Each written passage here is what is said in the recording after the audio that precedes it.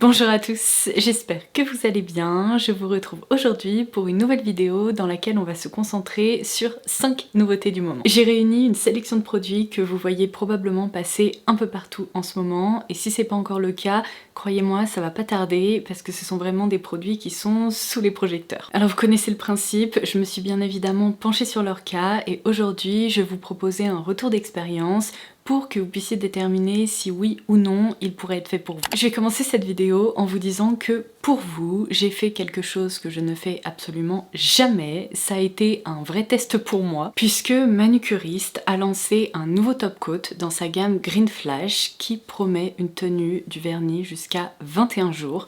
Il s'agit du Extreme Flash. Je sais que plusieurs d'entre vous m'ont déjà indiqué que la manucure Green Flash ne tenait pas suffisamment longtemps sur vos ongles. Alors quand l'équipe de Manucuriste m'a annoncé le lancement de ce top coat, je leur ai dit ok, je vais tester parce que je pense que ça va ravir pas mal de monde. Je remercie donc la marque de collaborer avec moi sur cette petite partie de la vidéo puisqu'à l'occasion du lancement de cette nouveauté et d'autres petites nouveautés dont je vais vous parler aussi, mon code promo a été réactivé. Il s'agit de Manucuriste Low Dose et il vous permet de profiter de 15% de réduction sur le site. Je vous laisserai également en barre d'infos pour que vous puissiez le copier-coller si jamais il vous intéresse. Alors, je vais vous dire un truc. Pour la science, j'ai noté exactement à quelle date j'ai réalisé cette manucure. Donc je vais reprendre mon agenda et vous montrer ça. C'était le lundi 5 janvier. Est-ce que vous voyez quelque chose? Non, rien du tout, j'imagine. Voilà. Donc au moment où je filme cette vidéo, ça fait très exactement 18 jours que cette manucure est sur mes ongles. Et comme vous pouvez le constater, elle n'a absolument pas bougé. S'il y a quelques minutes, je vous indiquais que j'ai fait quelque chose que je ne fais absolument jamais, c'est que j'ai justement laissé pousser mes ongles et j'ai laissé cette manucure avec une sacrée repousse parce que, je vais vous dire un truc, je n'aime pas avoir les ongles longs.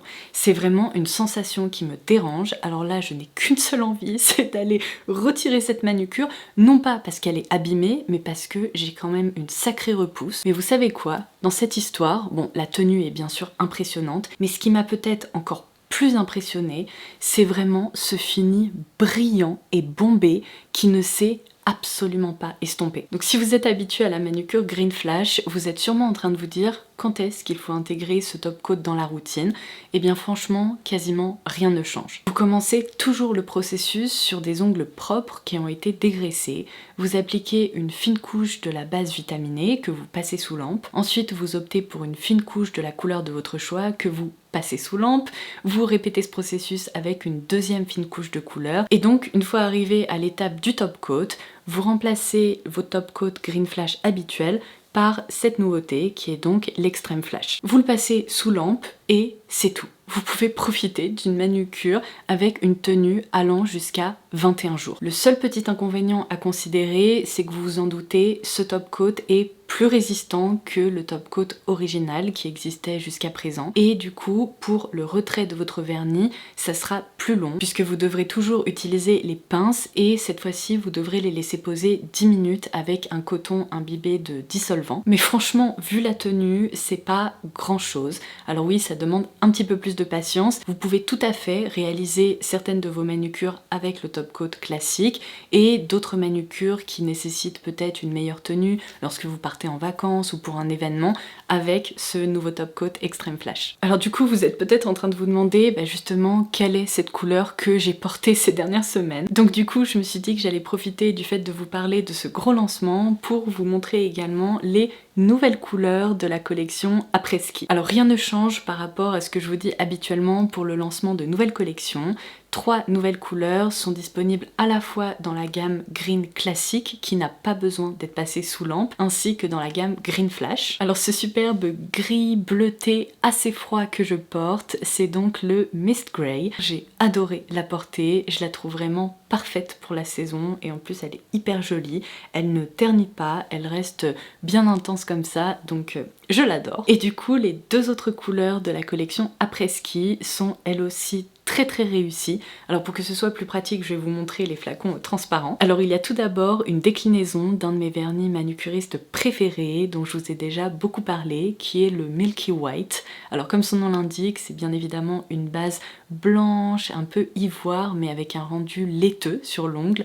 Et là, la marque l'a décliné en Milky Pink. Il est trop joli et très élégant à porter. Et je sens que ce Freckles va peut-être être la teinte la plus appréciée parce que comme vous pouvez le voir, c'est un marron un peu froid, presque grège ou taupe. Il est trop beau. Donc voilà, j'ai fait le tour de toutes les nouveautés manucuristes. L'année 2026 commence très fort. En tout cas, si vous testez le top coat extrême, j'attends vos retours. Je suis hyper curieuse de vous lire parce que, comme je vous le disais, sur moi, ça a été vraiment impressionnant. Alors maintenant, je passe au nouveau mascara de Yves Saint Laurent Beauté. Il s'agit du Lash Latex. Alors j'imagine que celui-ci, vous l'avez vu partout. En tout cas, moi, je n'ai pas arrêté de le croiser sur les réseaux sociaux. Et je sais pas si je l'ai trop hypé, si j'en attendais trop. Il faut dire que malheureusement, les mascaras de chez Yves Saint Laurent n'ont jamais trop fonctionné pour moi.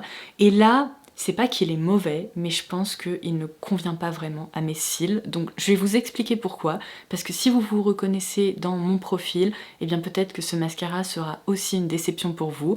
Mais en même temps, je l'ai vu porter sur d'autres personnes et le rendu est hyper joli. Donc le mascara, ça reste quelque chose de très personnel, gardez ça en tête. Alors sans surprise, on est sur une brosse avec des tout petit picot plastique. J'ai l'impression que c'est vraiment la tendance actuelle en matière de mascara. Elle est également assez souple sans l'être trop. Et je dois dire que je lui ai quand même trouvé plusieurs qualités. La première, c'est qu'il est bien noir et il attrape bien les cils. Donc j'arrive à étirer la matière. Le problème, c'est que la matière, avec un non pareil latex, je m'attendais à quelque chose de très pas élastique, mais vous voyez un petit peu plus fluide qui se répartit facilement.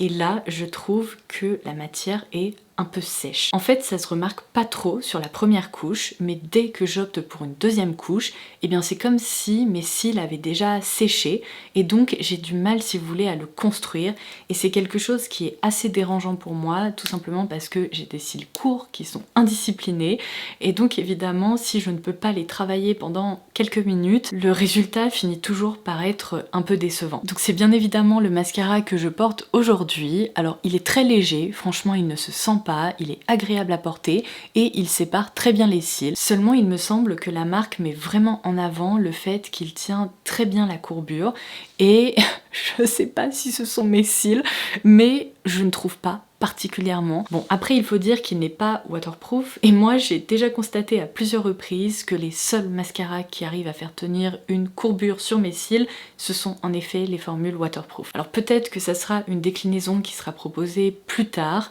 mais sur des cils qui sont du coup un peu chiants comme les miens, la courbure n'est pas exceptionnelle. Un autre point positif que je veux absolument souligner, c'est que pour le coup, il ne s'effrite pas du tout, il tient bien, mais le rendu que j'arrive à obtenir avec n'est pas waouh. C'est un bon mascara, mais c'est pas le meilleur mascara que j'ai pu tester jusqu'à présent. Donc voilà pourquoi je lui donnerais, je pense, un 7 sur 10. Vous voyez, c'est pas une mauvaise note, mais en même temps peut mieux faire.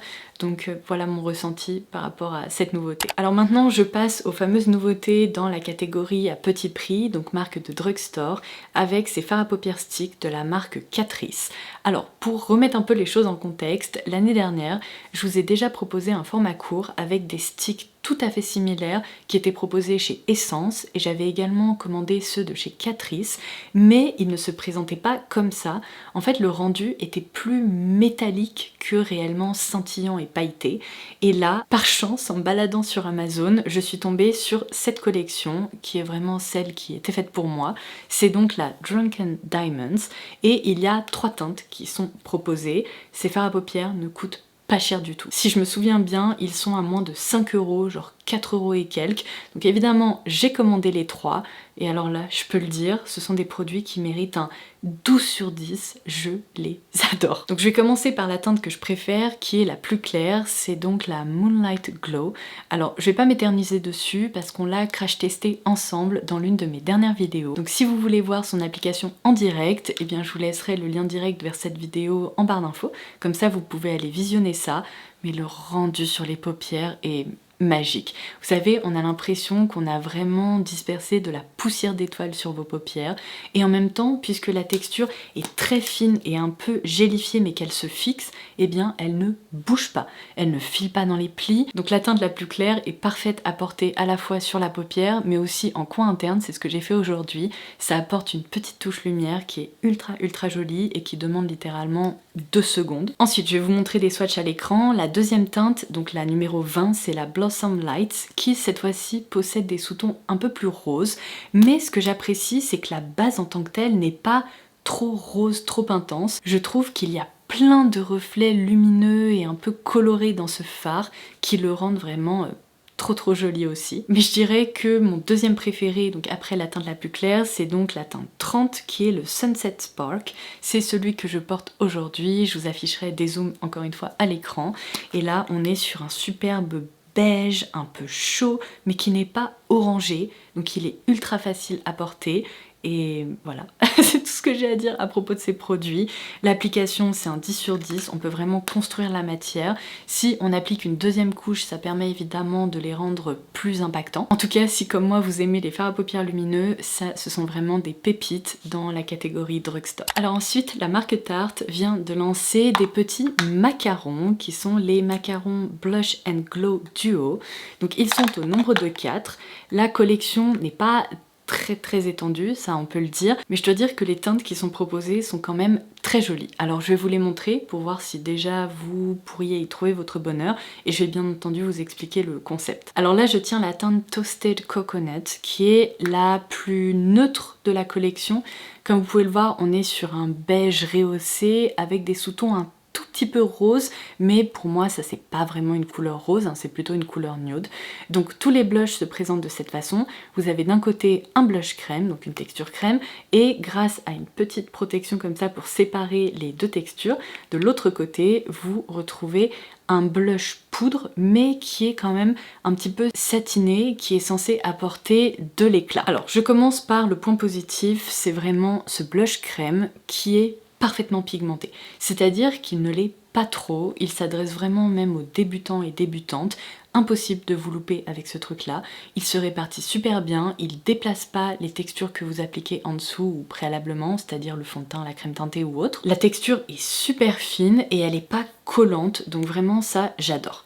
La partie blush, je suis peut-être un tout petit peu plus mitigée parce que en voyant ça, moi je m'attendais à un blush topper, vraiment un highlighter qui allait apporter un glow de fou, et je trouve que selon les teintes, c'est pas vraiment le cas, c'est-à-dire qu'on est plutôt sur une poudre qui va finalement fixer la texture crème. Alors bien sûr vous pouvez vous en servir de façon individuelle, mais c'est un peu le concept de la gamme. Donc si vous avez peur des rendus qui sont trop lumineux et trop satinés, franchement n'ayez crainte, parce que pour ce duo en tout cas ce n'est absolument pas le cas. Je dirais que ce n'est pas le cas non plus pour le duo Strawberry Bliss, puisque on est une nouvelle fois sur un blush qui n'est pas si lumineux que ça, c'est celui pour lequel j'ai opté aujourd'hui et je me suis sentie obligée de rajouter un petit peu d'une autre teinte que je vais vous montrer juste ensuite, qui elle, vous voyez, a permis d'apporter cet effet un peu highlighté. Il s'agit donc de la Honey Blossom, que l'on retrouve dans ce packaging un peu pêche comme ça, c'est d'ailleurs la teinte la plus corail en fait de la collection,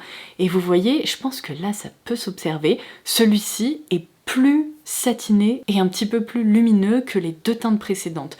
D'où le fait que je l'ai finalement déposé ici et il a vraiment fait office de blush topper ou d'highlighter. Et de même avec la teinte Pink Champagne qui est vraiment la plus rose de la collection, qui me rappelle beaucoup les make-up que Sabrina Carpenter porte.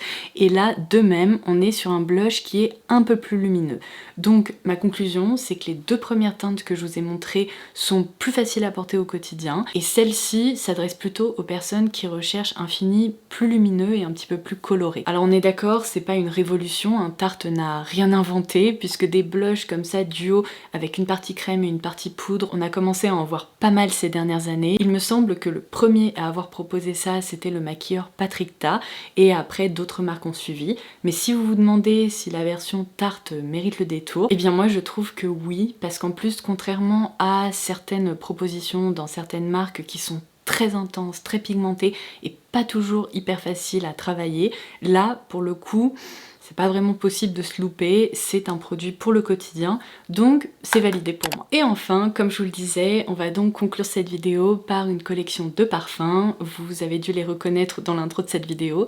Il s'agit de la Freedom Collection de Kayali. Alors cette collection est assez spéciale puisqu'en fait, d'après ce que j'ai compris, Mona Kattan a voulu développer un nouveau parfum autour du musc. Alors vous vous en doutez, durant le développement d'un parfum, il y a beaucoup de tests qui sont effectués, différentes versions qui sont créées, et au bout d'un moment il faut prendre une décision et opter pour une direction olfactive, chose qui a été faite avec donc le seul parfum proposé en flacon full size. Mais j'ai pu lire sur les réseaux que Mona avait apprécié d'autres créations durant ce processus et qu'elle n'avait pas envie de juste les mettre à la poubelle. Elle pouvait pas lancer une collection avec 4 flacons full size. Je pense qu'en termes de distribution c'était un peu compliqué parce qu'il commence à y avoir de nombreuses références chez Kayali, donc elle a pris la décision de proposer des flacons en format voyage, et il y a donc 3 autres parfums qui composent, on va dire, cette collection, mais qui ne sont pas disponibles en flacon full size comme celui-ci. Alors la bonne nouvelle, en tout cas pour moi, c'est que je trouve que c'est vraiment la bonne référence qu'elle a sélectionnée pour rejoindre la collection Kayali en full size, parce que c'est pour moi la plus jolie de toutes. C'est aussi la référence que je préfère, donc tant mieux. Il s'agit du Musk Santal numéro 34. Alors si vous avez généralement les mêmes goûts que moi en matière de parfum, je pense que ce parfum pourrait beaucoup vous plaire parce que il est beau. C'est un floral musqué que je trouve pour le coup assez féminin parce qu'il est très réconfortant, enveloppant, joyeux. Non pas qu'un homme ne pourrait pas le porter, hein, mais quand on pense aux différentes classifications des parfums, je pense que celui-ci possède un ressenti qui est un petit peu plus féminin, délicat. Ce que j'aime beaucoup ici, c'est qu'on retrouve l'ADN de Kayali. D'ailleurs, c'est assez drôle parce que je retrouve un peu cette base du Yum Bougie Marshmallow, mais en version moins fruitée, moins sucrée. Évidemment, il n'y a pas de fraises, mais il y a ce côté un peu effet crème chantilly, très fluffy, et ça c'est hyper agréable. C'est aussi un parfum qui ressemble un peu ou qui pourrait être un cousin d'autres références dont je vous ai déjà parlé. Fleur narcotique chez Ex Nihilo, Levante chez Hormone Jane. C'est vraiment un parfum dans lequel je retrouve de nombreuses caractéristiques de ces deux références. En tout cas, il est très rond et le côté boisé du bois de santal ne ressort pas beaucoup. Je pense que ça donne plutôt de la consistance au parfum.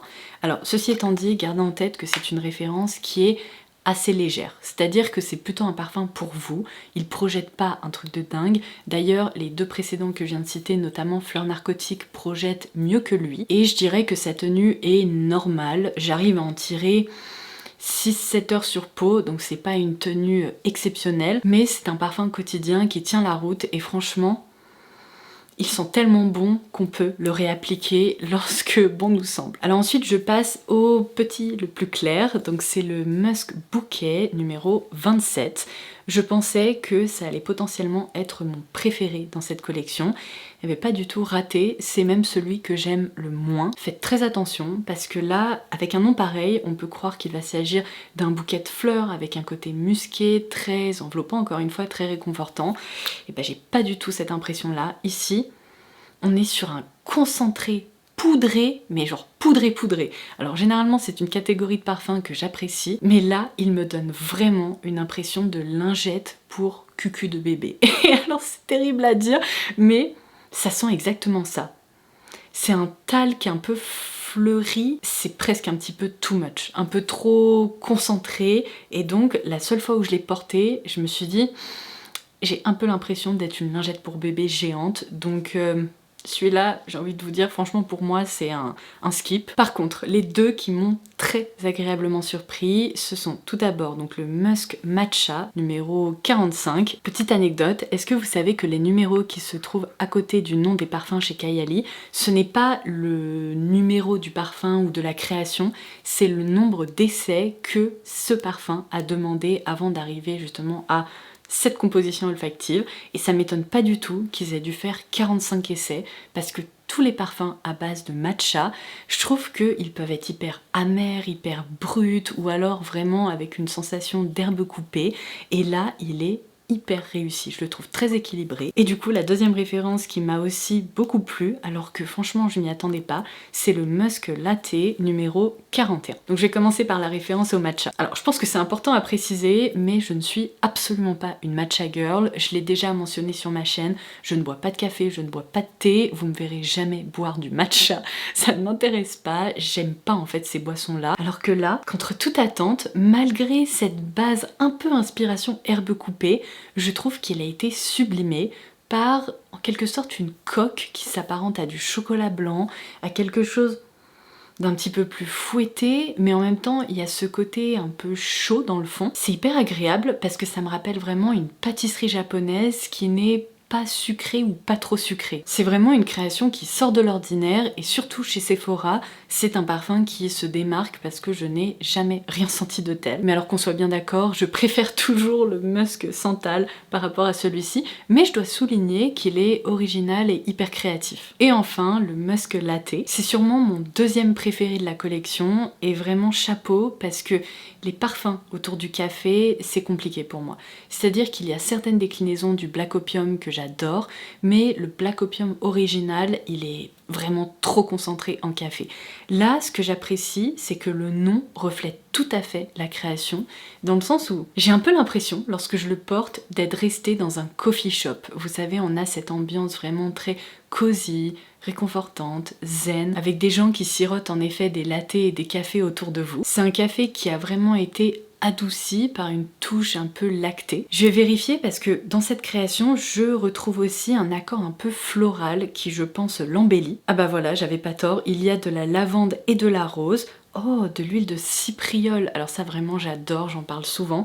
Alors je l'aurais pas reconnu comme ça au premier abord parce que le café, ce côté un peu latte prend vraiment le dessus, mais ah ouais, ok, je pense que ça lui apporte de la légèreté et un petit peu de fraîcheur. C'est aussi un parfum qui est assez réaliste puisqu'il y a des petites notes épicées avec de la cannelle, il y a un petit peu de chocolat qui semble avoir été saupoudré par-dessus. Et puis évidemment cette base musquée boisée. Franchement je le trouve hyper enveloppant, c'est une très belle création, et donc comme je vous le disais, après le full size, je pense que c'est ma deuxième préférée. Donc voilà pour mon ressenti de la collection Freedom de Kayali. J'espère que mes petits retours pourront vous être utiles si certaines de ces références vous intéressent. Et alors, erreur fatale, je n'ai même pas pensé à mentionner la beauté des flacons, mais vraiment ce sont les plus jolis que Kayali nous ait proposés jusqu'à présent.